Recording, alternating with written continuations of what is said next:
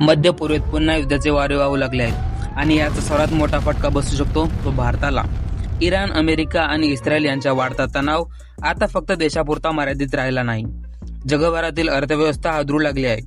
भारतासाठी ही परिस्थिती अधिक धोक्याची ठरू शकते, कारण आपल्या देशातील बहुतांश कच्चे तेल आणि नॅचरल गॅस परदेशातून येतो. जर हा संघर्ष आणखी वाढला आणि समुद्रातील महत्त्वाचे मार्ग बंद झाले तर भारतात इंधन पुरवठ्यावर मोठा परिणाम होऊ शकतो. पेट्रोल आणि डिझेलच्या किमती अचानक वाढू शकतात.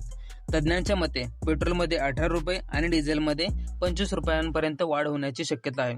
पण ही फक्त सुरुवात असेल. इंधन महाग झालं की ट्रक, बस, ट्रेन, माल वाहतूक सगळंच महाग होतं. त्याचा परिणाम थेट आपल्या रोजच्या आयुष्यावर होतो. दूध, भाज्या, धान्य, औषधे यांसारख्या जीवनावश्यक वस्तूंची किंमत वाढू शकतात. शहरांमध्ये वाहतूक व्यवस्था विस्कळीत होण्याची शक्यता आहे. काही ठिकाणी लोकांमध्ये घबराट निर्माण होऊन इंधन साठवण्याची स्पर्धा सुरू होऊ शकते.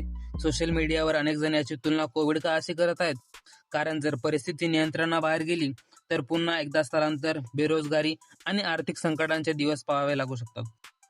या पार्श्वभूमीवर देशाने एकजूट दाखवणे आणि संकटासाठी तयार राहणे खूप महत्त्वाचे आहे, कारण हे युद्ध हजारो किलोमीटर दूर असलं तरी याचा परिणाम भारतातील प्रत्येक घरावर होऊ शकतो. आता प्रश्न फक्त युद्धाचा नाही, तर भारत किती तयार आहे याचा आहे.